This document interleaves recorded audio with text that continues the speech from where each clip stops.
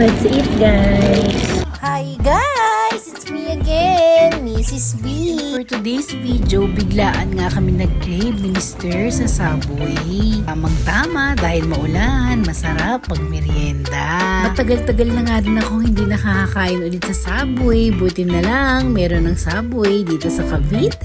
Minsan masarap din ang healthy na merienda. Kaya ito, tara kumain na tayo sa Subway. Dahil nga matagal na rin ako hindi nakakain dito, marami na rin pala silang bago at medyo nagtaas na din ang presyo. Eh syempre, ang mahal naman talaga ng bilihin ngayon. Kaya sakto lang din ang presyo niyan kasi talagang healthy to.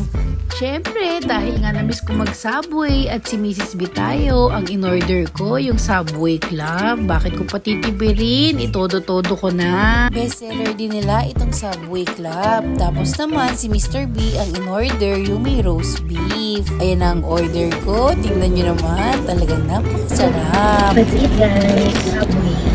So, in-order namin yung Subway Club.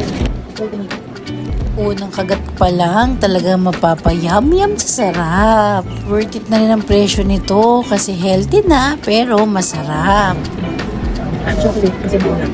In fairness, pasado rin kay Mrs. B ang hot chocolate dito sa Subway. Masarap din talaga. Part 2.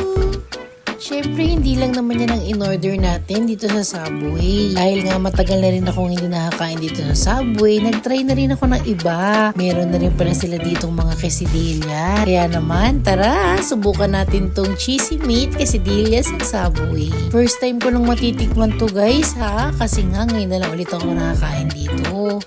At tignan nyo naman, unang kagat pa lang, talagang cheese na cheese at napakasarap din ng lasa.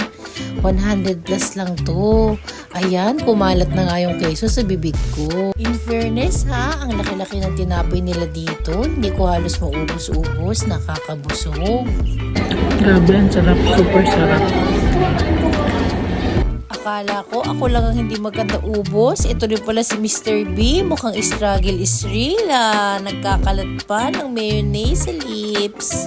At ayan nga guys, inabutan na kami ng malakas na ulan. Ito pala ang total bill namin, 600 plus. Thank you for watching. Ayun lang. Bye!